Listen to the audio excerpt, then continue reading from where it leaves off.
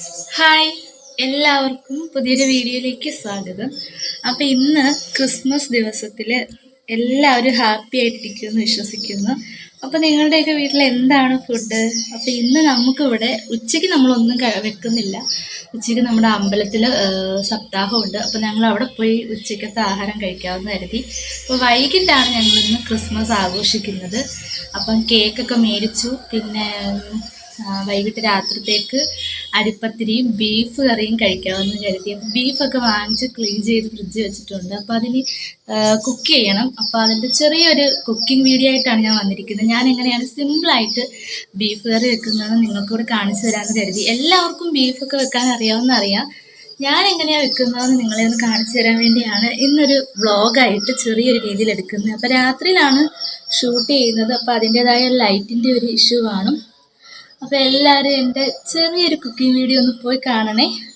1/2 kilo ബീഫാണ് എടുത്തിരിക്കുന്നത്. കഴുകി വൃത്തിയാക്കി കുക്കറിൽ നമ്മൾ ആദ്യം വേവിക്കും. അപ്പോൾ കുക്കറിലേക്ക് വേവിക്കാൻ വേണ്ടി മുളക് പൊടി, മല്ലിപ്പൊടി, മഞ്ഞൾപ്പൊടി വേണം, ഗരം മസാല വേണം, മീറ്റ് മസാല വേണം, പിന്നെ ഇഞ്ചിയും വെളുത്തുള്ളിയും കൊത്തിപ്പൊടിച്ചിട്ട്, പിന്നെ കുറച്ച് പച്ചമുളകും കൂടി എരിയുള്ള ഇട്ടത് കേട്ടോ.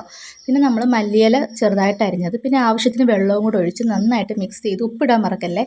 ഇതെല്ലാം മിക്സ് ചെയ്തിട്ട് നമ്മൾ കുക്കറിനകത്ത് അതിൻ്റെ വേവിൻ്റെ അനുസരിച്ച് നമ്മൾ വേവിക്കാൻ വെച്ചിട്ടുണ്ട് പ്രത്യേകം. ഇനി അടുപ്പത്ത് ചട്ടി വെച്ചിട്ട് അതിലേക്ക് വെളിച്ചെണ്ണ, കടുകും പൊട്ടിച്ചതിന് ശേഷം അതിലേക്ക് ഇഞ്ചിയും വെളുത്തുള്ളിയും കറിവേപ്പിലയും കൂടി ഇട്ട് പച്ചമുളകും കൂടി ഇട്ട് നമ്മൾ നന്നായിട്ട് വഴറ്റുക. അപ്പോൾ നമ്മൾ കൂടുതലും അരയ്ക്കുകയായതുകൊണ്ട് തന്നെ കൊച്ചുള്ളിയാണ് കൂടുതൽ എടുത്തത്. നമുക്ക് ബീഫിന് കൊച്ചുള്ളി കൂടുതൽ ഇടുമ്പോഴായിരിക്കും ടേസ്റ്റ് കൂടുതൽ. അപ്പം നമ്മൾ കൊച്ചുള്ളി എടുത്തിട്ടുണ്ട് കൂടുതൽ. 2 സവാളയും മീഡിയം സൈസിലെ സവാളയും എടുത്ത് നന്നായിട്ട് വഴറ്റുന്നുണ്ട്. നന്നായി വഴണ്ട് വരുമ്പോഴത്തേന് നല്ല രീതിയിൽ ബ്രൗൺ കളർ വരണം കേട്ടോ. അപ്പോൾ അത് ഞാനത് കാണിക്കുന്നില്ല. അപ്പോഴത്തേനും മുളക് പൊടി ഇട്ട് അതിന് ശേഷം മല്ലിപ്പൊടി, മഞ്ഞൾപ്പൊടി, ഉപ്പ്, ശകലം ഉപ്പും കൂടി, പിന്നെ ഗരം മസാല, അതെല്ലാം കൂടി ഇട്ട് നന്നായിട്ട് യോജിപ്പിച്ചിട്ട് തക്കാളി വേണമെങ്കിൽ ഇടാം. പിന്നെ അപ്പോഴത്തേനും നമ്മുടെ കുക്കറിലിരിക്കുന്ന ബീഫ് നല്ല രീതിയിൽ വെന്തിട്ടുണ്ട് കേട്ടോ. നല്ല സ്മെല്ലായിരുന്നു.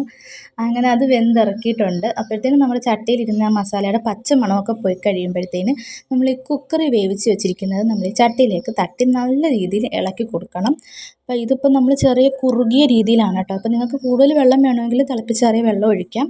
എന്നിട്ട് നല്ല രീതിയിൽ നമ്മൾ കൂടുതലും അടുപ്പത്ത് വെക്കുന്നതായിരിക്കും കേട്ടോ നല്ല ടേസ്റ്റ്. പെട്ടെന്ന് വേവുകയും ചെയ്യും. പെട്ടെന്ന് നമ്മുടെ ബീഫ് വെന്ത് അങ്ങനെ നല്ല രീതിയിൽ കാണുമ്പോൾ തന്നെ നിങ്ങൾക്കറിയാം എത്ര ടേസ്റ്റിയാണെന്ന്. അപ്പോൾ ഇത്രയും ടേസ്റ്റായിട്ട് സത്യം പറഞ്ഞാൽ ഞാൻ ബീഫ് വെച്ചിട്ടേ ഇല്ല.